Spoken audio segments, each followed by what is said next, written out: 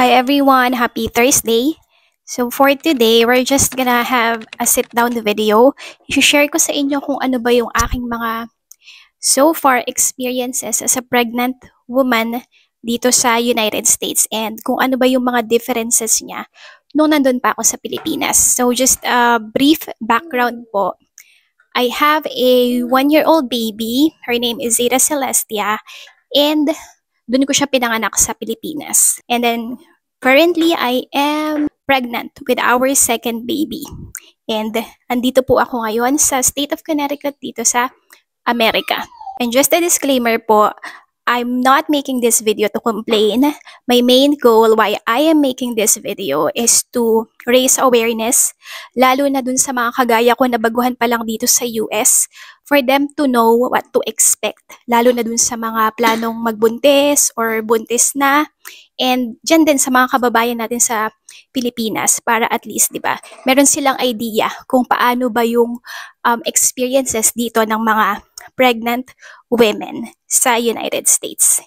And then at the same time, to gain insights from you, our viewers here in USA, para at least mas maging knowledgeable din ako about my situation, lalo na yung mga naka-experience na mga anak dito sa USA and yung mga matatagal na rin dito.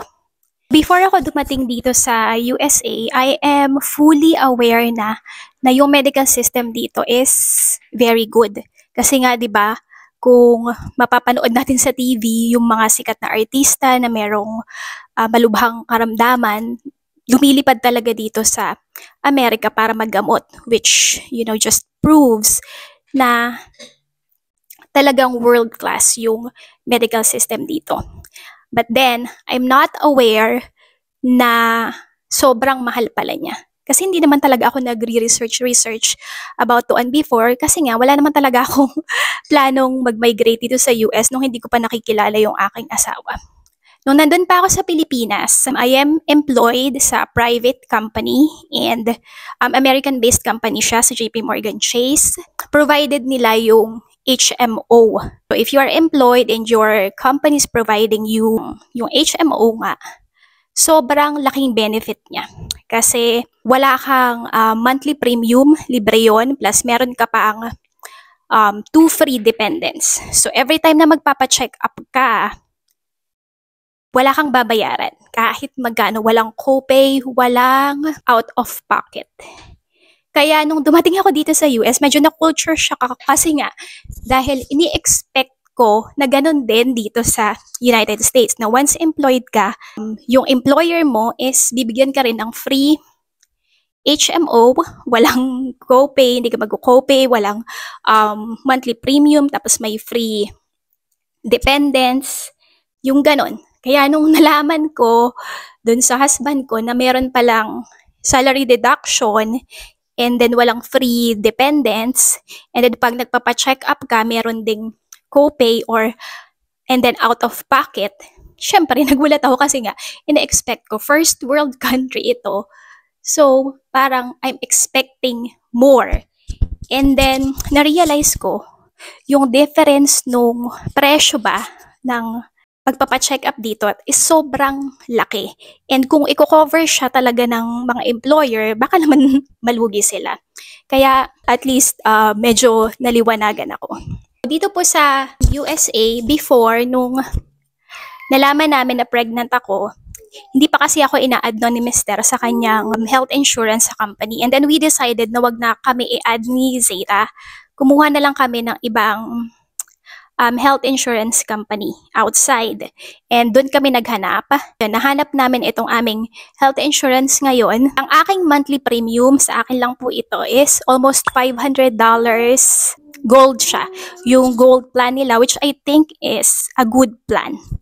But as far as I know, yung mga dependents nung active duty mga military, ano talaga yata sila, no? Everything is free. So para sa mga katulad natin, regular na mamamayan ng USA, I think majority is meron talagang, kung kukuha kayo ng insurance, health insurance, meron talaga siyang monthly premium and out of pocket.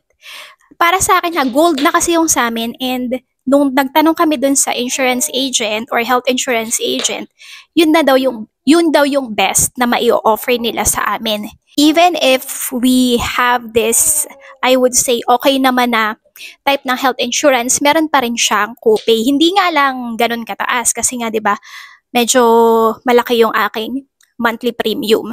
Para at least aware kayo ng differences kung kukuha ba kung nagde-decide pa kayo kung kukuha kayo ng health insurance or hindi kung kayo ay pregnant woman.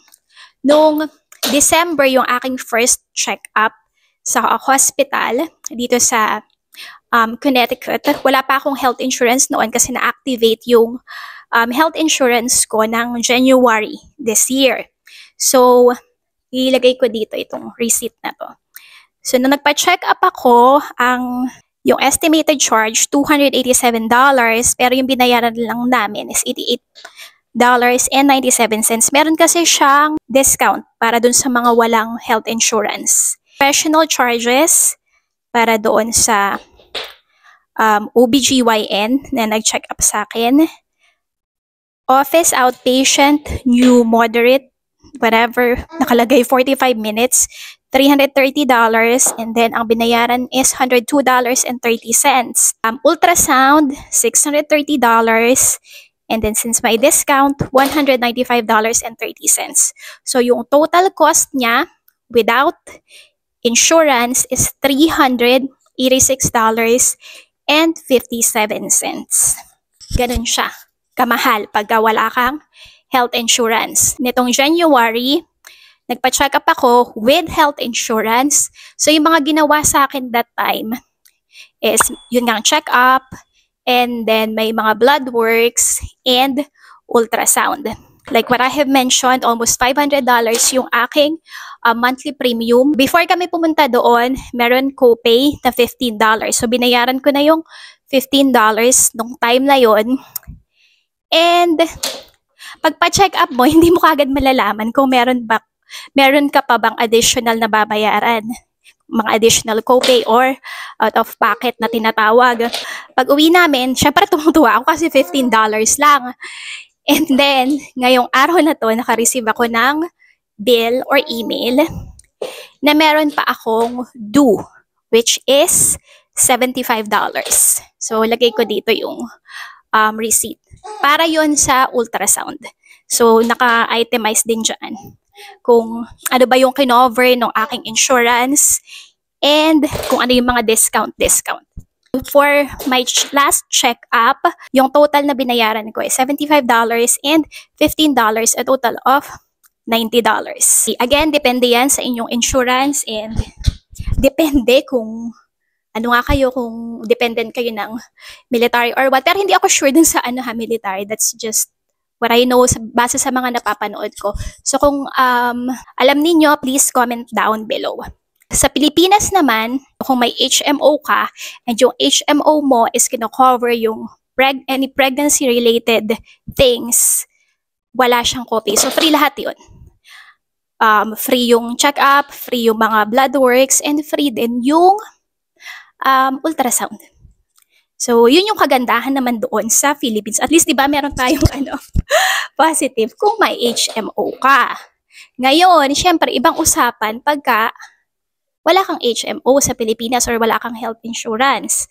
Kasi, dito, kung wala kang health insurance, hindi ka nila i-force na magkaroon ng cash or upfront payment before ka nila check up. Pwede ka nilang i-bill and then babayaran mo na lang siya in the future. So, pwede ka rin mag-set up ng payment arrangement, which is a good thing talaga dito kasi magagamot ka talaga. Hindi mo kailangan ng cash immediately para lang i-check up ka. Unlike sa atin, kung wala kang HMO, wala talaga. Unless pupunta ka sa public hospital. Pero, syempre, kung ikukumpara mo yung public and private, talaga siya, malaki talaga yung difference sa Philippines. So, I think yun yung talagang advantages pag andito ka sa United States. And I think yung advantages lang pag nasa Pilipinas ka is kung may HMO ka kasi nga walang out of pocket and yun, libre lahat. Again, based lang po yan sa aking experience. Just an additional information, nagpapacheck up ako sa Philippines, sa private hospital ako nagpupunta, hindi sa public. Since meron nga akong HMO. Kung meron ba akong nakikitang differences yung the way na mag-check up sila, actually may differences baski dito sa USA. Kasi yung first check up ko, ibang hospital yon, very different yung na-experience ko when it comes kung paano nila kami i-treat. Dito sa first hospital, sobrang gaan nilang kausap, sobrang babait nila. Yun nga lang kasi, kung nag-research kami about this hospital, hindi sila nagpapaanak doon sa hospital na yun. So, ililipat ka pa nila sa ibang lugar. Kaya sabi namin, napaka-inconvenient noon. Doon yung check-up, pero sa ibang lugar ka manganganak. Kaya sabi ni Mr., maghanap kami ng ibang hospital na andun na lahat. Kaya kami nag-decide na lumipat. And then dito sa second hospital, medyo cold sila ha. Yan lang, based lang sa aking experience. Tapos yung aking doktor, oh no! Oh no! Yung doktor ko, para siyang robot. Hindi siya tumitigil magsalita. Dahil dire-diretso siya. Tapos, pag magsasalita ako, wala, diretso pa rin siya. Natawa na lang ako, sabi ko, bakit kaya ganun siya? Pero mabait naman. Maganda yung maayos naman yung pagtrato niya sa akin. Yan nga lang, parang, yung sabi ko, para siyang robot na hindi mo maramdaman ba yung human touch. Unlike yung aking doktor sa Philippines, sobrang bait niya talaga. And again, syempre iba-iba yan, no? Iba-iba naman ang experience. So yung OBGYN, kaya talaga before sabi ko, pag manganganak ako, gusto ko ulit sa Pilipinas at gusto ko siya ulit yung OB ko kasi, alam mo yun, ramdam mo na, may puso siya, na concern siya sa'yo. So as a pregnant woman, nakagaya ko na meron akong anxiety, napaka-importante sa akin ng human touch. But then, wala tayong magagawa. Andito na kinakausap ko nga si Mr. Sabi ko sa kanya, pwede kaya akong lumipat na naman ulit. Sabi ni Mr. wag na tayo lumipat kasi ilang beses na tayong lumipat. So, ayun, I'm just, hoping na maging safe yung aking delivery and safe kami ni baby. Kasi nga po, just an additional information din, CS mom ako, and then sinabi ko na dito sa aking OBGYN dito sa US na ay, mas pipiliin ko na ulit, CS. Kilala ko yung sarili ko eh. Kung mag-VBAC ako, I don't even know kung ako ay good candidate to do VBAC. Baka hindi ko rin siya makaya. Kaya mas doon ako sa sigurado. Kasi baka mamaya, itry kong normal delivery and then mag-end up lang sa C-section. Diba? At least, alam ko na nakaset na yung utak ko na ganito yung aking delivery. So far, yun ang aking masishare when it comes dun sa check-up. Honestly, wala pa talaga akong nakikitang big difference yung naging check-up ko sa Pilipinas and naging check-up ko dito sa United States. Siguro yun yung isa. Pero magkaiba kasi dahil dalawang hospital yung pinuntahan ko ay magkaibang OB. So, masasabi ko based on my experience, mas may puso yung or mas naramdaman ko yung care and concern dun sa aking doktor sa Pilipinas. Kasi I think iba talaga, no, pag Pilipino naman talaga. Makikita mo talaga kung gaano ka-caring and ka-concern. Kasi gano'n naman tayo, parang nature na natin yung mga Filipino. Pero sa ibang aspects nung check-up, parehas lang. Meron pa pala isa.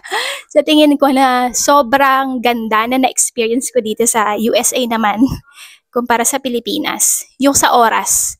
Talagang pag sinabing ganitong oras yung check-up mo, ganong oras ka nila i-check up. Unlike sa Pilipinas, talagang mag-aantay ka ng matagal.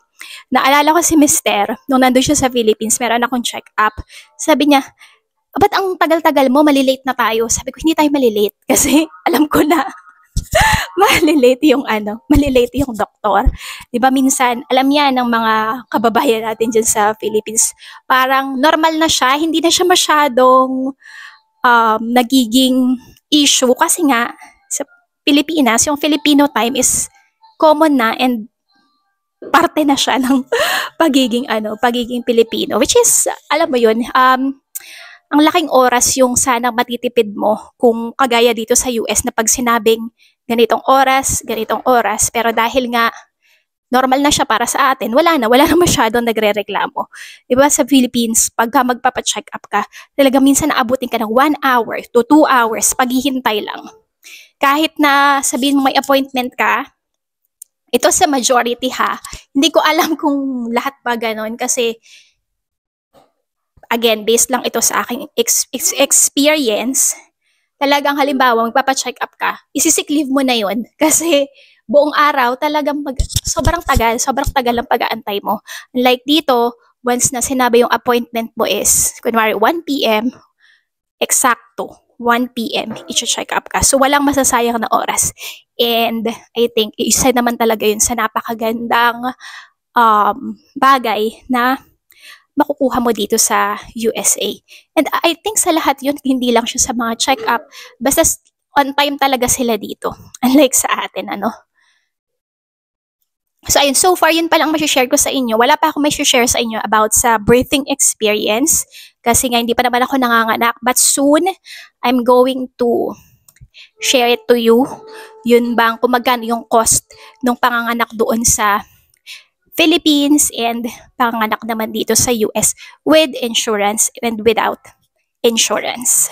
So ayun lang po, and ayun lang po for today's video. Again, gusto ko lang ma-share sa inyo at least para kahit paano magkaroon kayo ng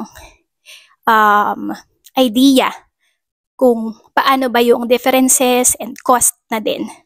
And para sa ating mga viewers dyan na matagal na dito sa US, kung okay lang sa inyo, please share your experiences, and kung meron ba kayo ma-advise sa akin sa first-time pregnant woman dito sa US, hindi first-time pregnant, no? I would greatly appreciate that. So again, maraming salamat po sa pagsuporta at panonood ng aming mga videos, pagsuporta sa aming pamilya, sa aming YouTube channel. I really appreciate you all. Mag-shoutout ulit ako pag andito si Mr. para siya ulit yung mag-shoutout sa inyo. So again, thank you so much. Really appreciate you all. Come on, baby, say bye-bye to them. Thank you for watching and see you again next time. Bye!